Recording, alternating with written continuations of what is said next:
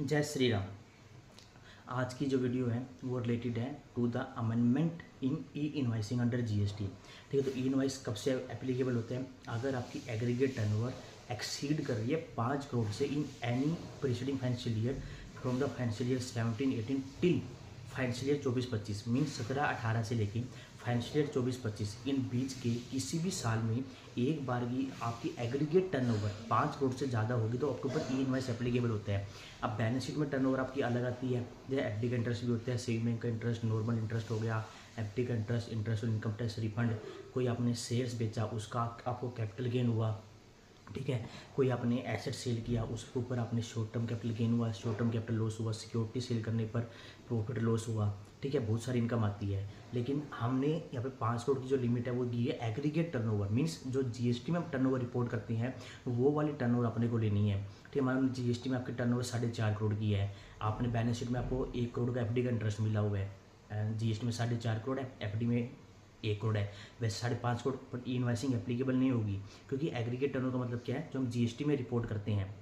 ठीक है, तो हमारी टर्नओवर 4.5 करोड़ है, ठीक है, बिकॉज एफडी का इंटरेस्ट है वो एग्रीगेट टर्नओवर का पार्ट नहीं बनता, तो आपकी एग्रीगेट टर्नओवर 4.5 करोड़ मानी जाएगी, तो ई इनवाइसिंग एप्लीकेबल नहीं होगी। तो आपको टर्नओवर की डेफिनेशन अच्छे से पढ़नी है। ठीक है, अब अमेंडमेंट क्या है कि आपकी टर्नओवर 10 करोड़ या उससे ज़्यादा है किसी भी एक साल में 17-18 से लेकर 24-25 तक, तो IRN मीन्स ई इनवाइस 30 दिन के अंदर आपको जनरेट करना पड़ेगा from the date of invoice. ठीक है, इनवाइस एप्लीकेबल होगा 5 करोड़ से ज़्यादा, IRN जो 30 दिन है वो 10 करोड़ या उससे ज़्यादा। ठीक है, किसी भी साल में 10 करोड़ या उससे ज़्यादा आपकी टर्नओवर है तो 30 दिन के अंदर ई इनवाइस जनरेट हो जाना चाहिए, उसके बाद ई इनवाइस जनरेट ही नहीं होगा।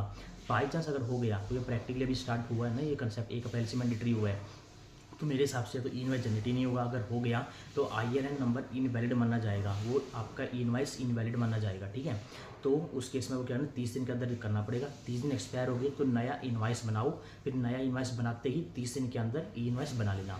तो जिसकी टर्नओवर 10 करोड़ से कम है तो एक्ट में कुछ नहीं लिखा गया कि ई इनवाइस कितने दिन के अंदर बनाना है, मीन्स वो कभी भी IRN जनरेट कर सकता है। लेकिन प्रैक्टिकली R1 फाइल करने से पहले आपको ई इनवाइस बना लेना चाहिए, क्योंकि R1 से पहले आपने 7 तारीख को ई इनवाइस बना लिया तो जो R1 का पोर्टल है अपना, वहाँ से आपको ई इनवाइस की सीट जनरेट होती है, उसमें ई इनवाइस रिफ्लेक्ट हो जाएगा और R1 में वो ऑटो पॉपुलेट हो जाएगा।